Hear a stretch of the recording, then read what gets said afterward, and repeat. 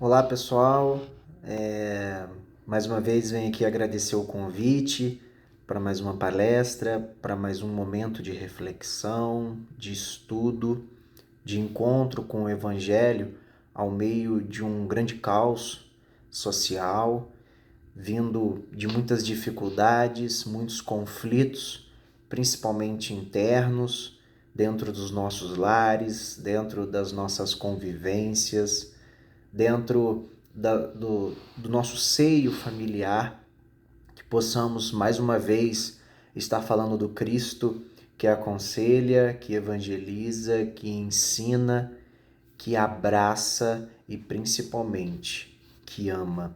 Nos ensina o amor, a fraternidade, nos ensina o acolhimento, a empatia, a ver a dor do próximo como a nossa, a ver a dificuldade do próximo como a nossa, a ver que pessoas que ainda sofrem por diversas situações, que possamos ser não mais um que vai apontar o dedo, não mais um que vai alimentar o preconceito, não mais um que muitas das vezes vai trazer mais dificuldade, mas aquele que vai trazer a luz de um conselho, de um abraço, de um colo, de uma amizade, de uma irmandade, né, desse amor que o próprio Cristo nos ensinou.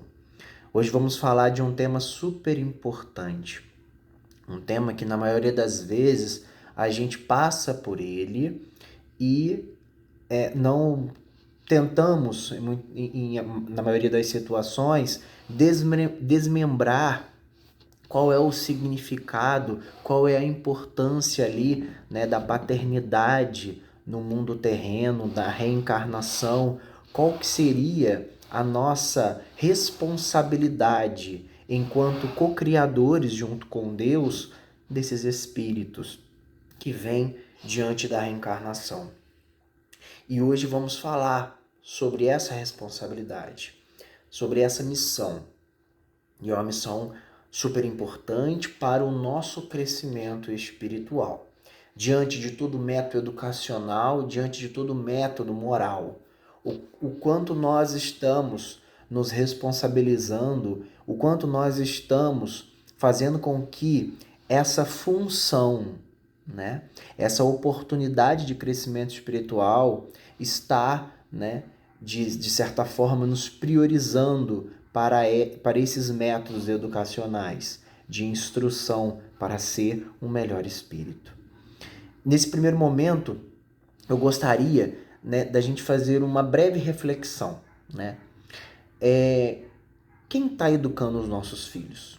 Isso é muito importante ser falado. Somos nós? São os nossos amigos? É a escola? Ou é um algoritmo? Porque em nenhuma outra era a gente teve tanto acesso à informação. Em nenhuma outra era a gente teve tanto acesso a essas ferramentas, né? A meios tecnológicos. E será que nós não estamos, né, por certo comodismo, por muitas das vezes ociosidade, preguiça, cansaço do dia a dia, das exigências, das performances exigidas por essa sociedade, entregando a educação por meios tecnológicos? Hoje estamos vendo basicamente filhos conectados e corações desolados, separados, distanciados. Como nós estamos enfrentando, né, essas ferramentas tecnológicas, não no enfrentamento de rivalidade, mas no enfrentamento de como nós iremos trazer para métodos educacionais positivos no crescimento e também no direcionamento desse espírito. Porque se nós estamos, né, no espiritismo e estamos com essa responsabilidade de co-criadores desses espíritos nessa era digital, Nós devemos, a partir de hoje, se a gente ainda não tem essa, vamos dizer assim, essa conduta, estar vinculando esses métodos educacionais à era digital. Não mais falar que isso nos dificulta, isso faz com que a gente se afaste, o excesso com certeza. Mas se a gente, em mais um momento, fechar as portas para esse momento, para essa situação dessa era digital, a gente mais uma vez se distancia, né, da infância e juventude que está vindo.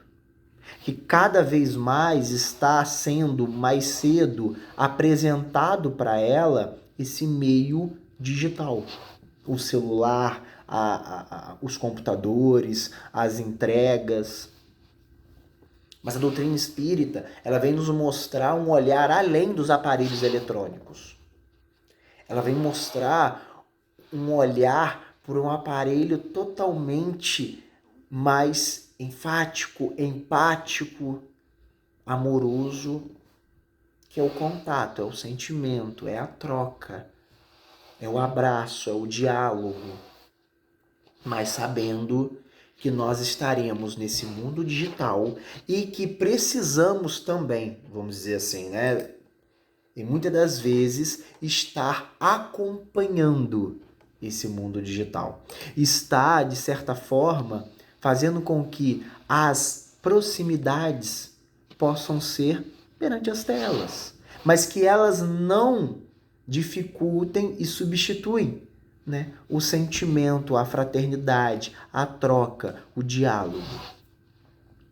Então, nesse primeiro momento, nós precisamos sim, né, nos perguntar quem está educando os nossos filhos. Somos nós? São os nossos amigos, os familiares, as escolas ou o algoritmo? Primeiro precisamos estar refletindo qual que é a missão dos pais, da paternidade.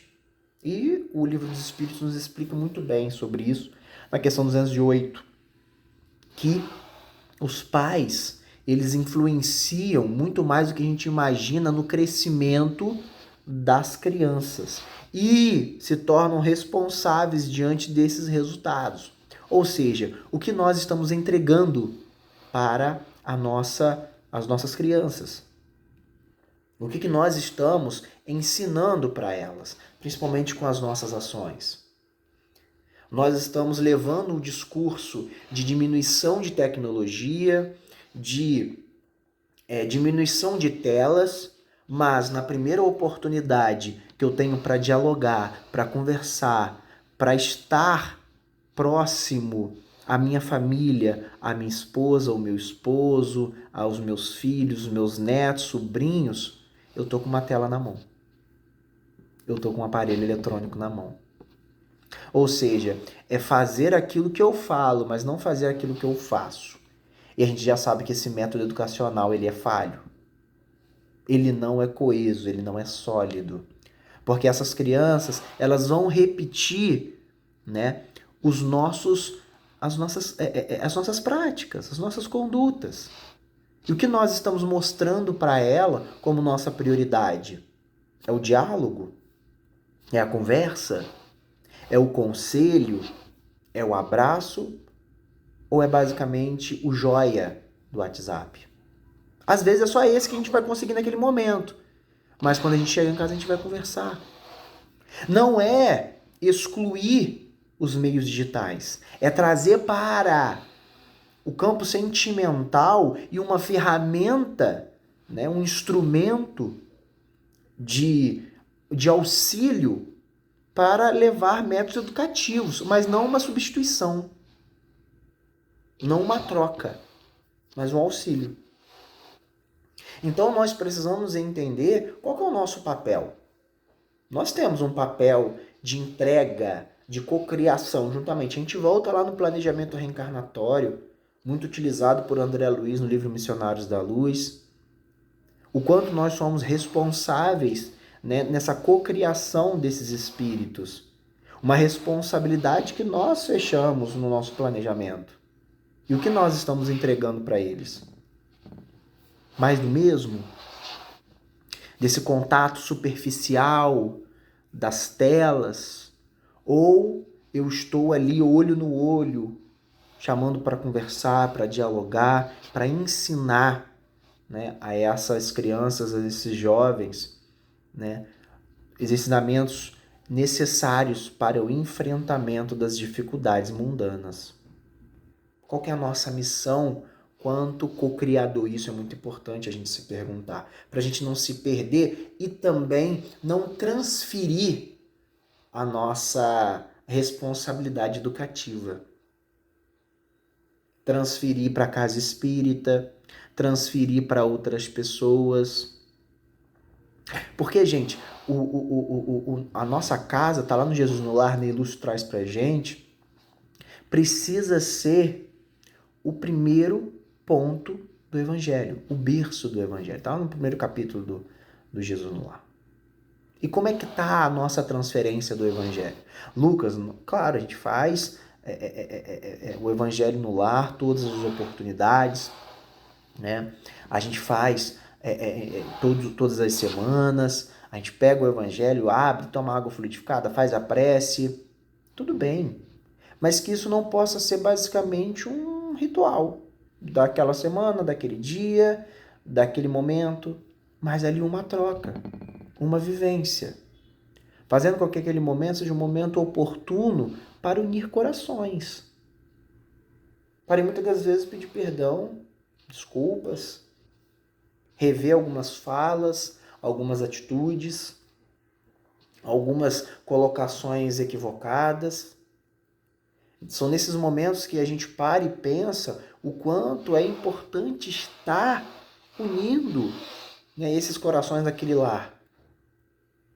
Vendo o que aconteceu durante o dia, os acontecimentos, porque cada um tem, né, uma vida e aconteceu aquilo. É aquele momento de partilha.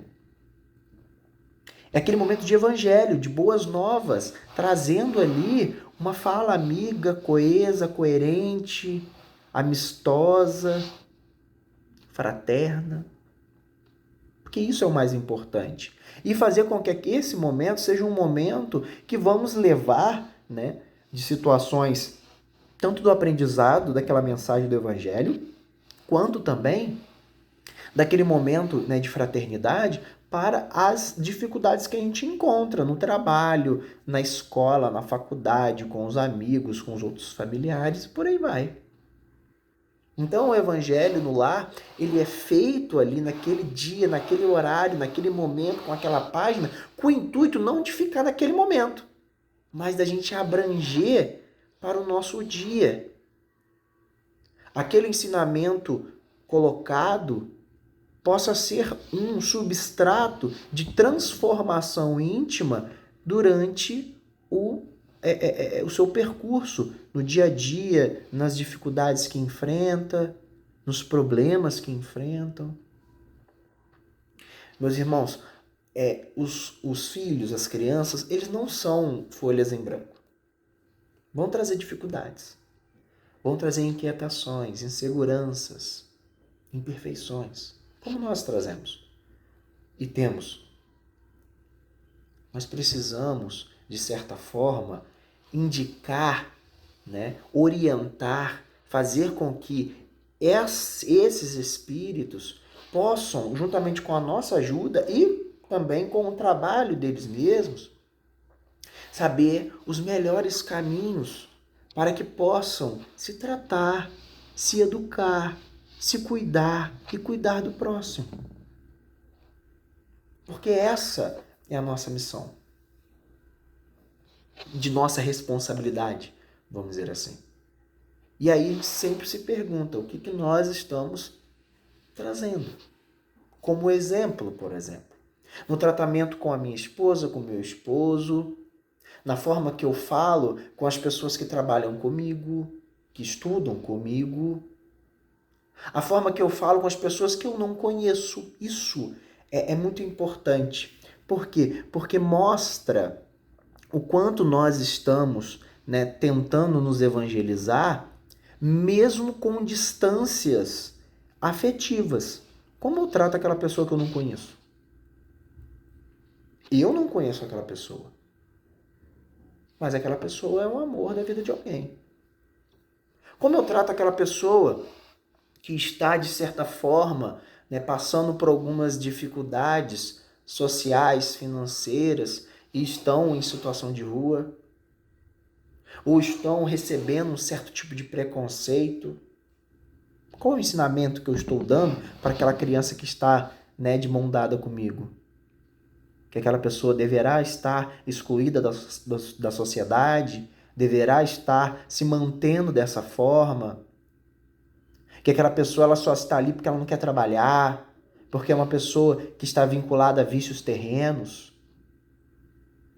Ou eu estou mostrando para aquela pessoa, para aquela criança que está ali comigo, para aquele jovem, que aquela pessoa está naquela situação e nós podemos ajudar a ela sair, a ela ter dignidade de um alimento, a ela ter dignidade de um tratamento, seja ele qual for, de um acolhimento, de uma conversa, de um diálogo. E esse é um exemplo de muitos.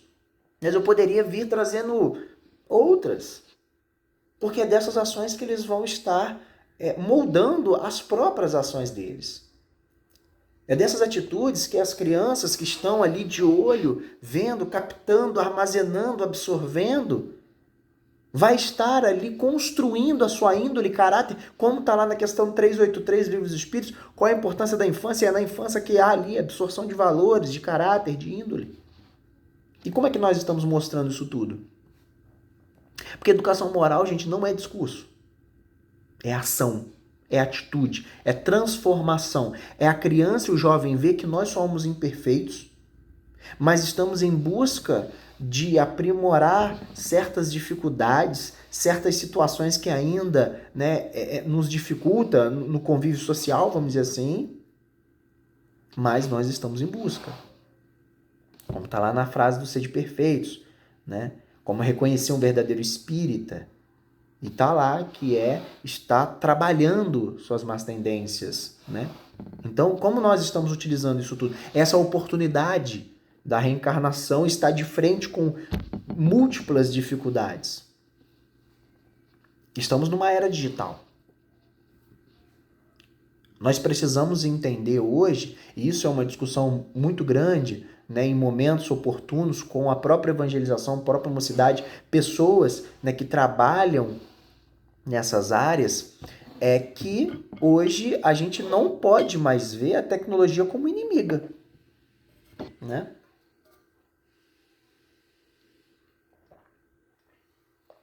Não podemos ver a internet como um inimigo. Não podemos. A gente precisa ver como ferramenta, a tecnologia como ferramenta, como um processo que vai fazer com que nós utilizaremos de uma melhor forma, uma forma positiva de crescimento e de construção, para que eu possa levar o melhor para aquele meu filho, meu sobrinho, meu neto. O quanto isso possa ser positivo, mas é relativo. Por isso que o cuidado ele é muito grande, né? A gente pensar que a internet, ela de certa forma, ela só vai trazer coisas positivas? Não, isso é um pensamento muito, ainda muito inocente, né? Ela vai trazer situações de muita dificuldade, com certeza. Se a gente não tiver cuidado, ela vai trazer solidões, dores, mais inseguranças, né? Por isso que a gente precisa utilizar a ferramenta de uma forma positiva, trazendo para o nosso meio e utilizar ela de como canalizar ali os ensinamentos do Cristo diante dela para a infância e juventude. Porque a gente entendeu que separar ela não é o melhor remédio. Porque a todo momento, na escola, com os amigos, nas crianças da família, o jovem, a criança, ele vai ter contato com a tecnologia. Mas o quanto isso vai ser positivo. Isso que deverá, vamos dizer assim, ser o X da questão. O controle, o limite, os meios de se comunicar, a forma que utiliza. E principalmente a consciência do que aquilo possa lhe trazer situações positivas ou dificuldades morais. Então, nós precisamos educar de uma forma que oriente, conscientize, limita o acesso, fazer com que essa responsabilidade não seja transferida para um algoritmo, para uma tela, fazendo com que esse limite seja um limite que vai mesmo limitar o acesso, o tempo, porque hoje a gente sabe que é prejudicial a quantidade de tempo, é prejudicial tanto na questão cognitiva, questão visual, possa trazer situações de dificuldade da própria saúde física e mental e até mesmo em aprendizado daquele jovem. Mas está nas nossas mãos. É termos a disposição de encarar essa corresponsabilidade, essa cocriação de uma forma corajosa, esperançosa e com disposição para a mudança. Não mais excluir, não mais fazer com que isso não é uma coisa boa para nós, então não vamos estar de frente ao mundo digital. Não é mais esse tempo que a gente vai estar sendo colocado. Porque a gente perde, a gente se distancia do jovem. Mas é trazer o jovem, é trazer a tecnologia de uma forma positiva, conscientizadora e mostrar o quanto aquilo pode ser, né, vamos dizer assim, importante para a construção educacional, mental, seja lá qual for, mas também é perigosa dependendo do seu acesso, do seu uso. Então é muito importante a gente mostrar essa utilização. Porém, isso não substitui, vamos dizer assim, as nossas ações juntamente com a família. Por que, Lucas? Porque, gente, a tela, ela não vai substituir um abraço. A inteligência artificial, ela não vai substituir um diálogo, uma conversa, uma parceria, um sorriso. Então precisamos mostrar para essas pessoas que a prioridade, o principal, vai ser o contato físico, vai ser o olho no olho, vai ser o carinho, vai ser o diálogo, a troca. Que a tela vai ser ali, sim, um instrumento, uma ferramenta, mas não o ponto principal. Que o motivo de afeto, de acolhimento, não vai ser por uma tela para aquele jovem, mas vai ser dentro de casa, dentro do próprio lar. Com as vivências que a família possa estar ali juntamente construindo, das imperfeições. Que possamos mostrar para essas pessoas o quanto elas vão ser amadas dentro do lar, acolhidas diante das suas dores, diante das suas dificuldades. O quanto nós temos, né, que nos conscientizar que é tempo de se reconstruir, né, de quebrar paradigmas. Então, gente, é muito importante a gente estar, né, com essas situações, de certa forma fazer com que a gente, né, tentamos, né, de certa forma, passar para a nossa juventude, para a nossa infância, o quanto ela é importante para a gente. O quanto nós vamos aprender com as crianças, com os jovens, com o filho, com a filha, com o neto, com o sobrinho. O quanto isso pode ser, de certa forma, super importante na nossa construção reencarnatória. E, de certa forma, fechando com que a gente não exclua os meios digitais, a tecnologia, os aparelhos eletrônicos, mas que a gente limite, conscientize, eduque, de estar acessando para que possa, né, fazer com que o método educativo possa ser mais tecnológico, mas não uma substituição. Porque, mais uma vez, nenhuma IA, nenhuma tela, nenhum celular, nenhuma rede social vai ser maior de que um abraço, de que um acolhimento, de que um carinho, de que um sorriso, de que uma presença, né? De pais, avós, tios, seja lá quem for que esteja criando esse espírito. Que esse espírito possa se sentir acolhido. Que dentro de casa ele possa se sentir aberto e seguro de falar as suas incertezas, inseguranças, as suas dificuldades, os seus medos.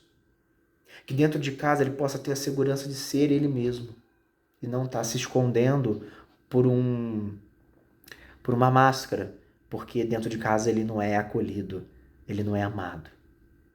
Aí ele vai para as telas, porque às vezes, diante de uma pessoa que às vezes ele nem conhece, que também está numa máscara, vai mostrar um pseudo acolhimento e possa ali estar num perigo de uma amizade que possa ser corrompida diante de vícios terrenos e até mesmo depressões, suicídio, morte.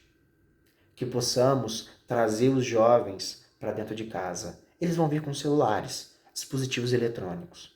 E nós estaremos acolhendo, ensinando, educando e conscientizando. Não é mais tempo de excluir o mundo digital. Hoje é tempo de acolher esse mundo. Hoje é tempo de mostrarmos que nós estamos também nesse mundo, mas que existe um mundo sentimental e acolhedor super profundo e que precisamos priorizar. A tela não pode substituir o abraço. A tela vem como ferramenta para comunicação, para métodos educativos, mas ela não pode substituir aquilo que o Cristo nos ensinou de diálogo, de fraternizar, de abraçar e de amar. Que Deus possa estar conosco agora e sempre e que possamos cada vez mais colher, na verdade, semear e plantar sentimentos positivos, revigorantes, removendo qualquer tipo de preconceito e levando o amor para os nossos lares, porque aí sim será a melhor forma educativa para as nossas crianças, porque aí sim estaremos juntamente com Cristo, juntamente com Deus, co-criando esses espíritos. Muita luz e muita paz.